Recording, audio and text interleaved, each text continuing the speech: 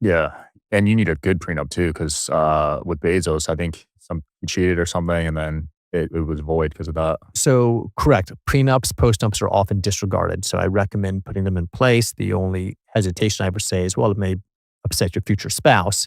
But otherwise, I do recommend having them, but I don't recommend relying on them alone. I recommend doing some asset protection planning because that is the type of planning that a US court cannot disregard. Mm. I love what you said about car insurance because I used to try to cheap out on that. And my financial advisor was like, you got to buy the most expensive plan.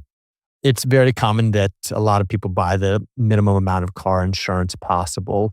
And if you don't have any other assets, maybe it's not such a bad strategy. Chances are a plaintiff attorney is not going to get a judgment against you that they can't collect on.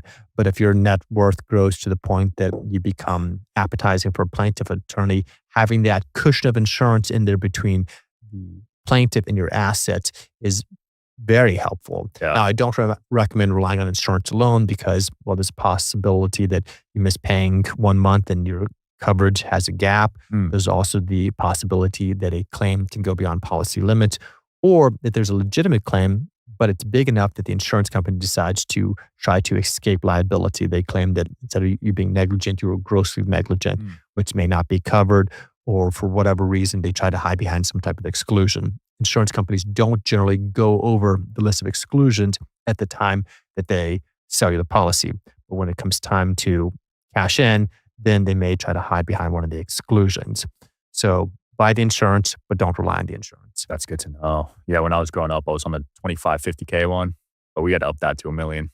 Good. Yeah. Yep. Yeah, different ball game we're playing now, Sean. Yeah, we're in the big leagues now. Yep.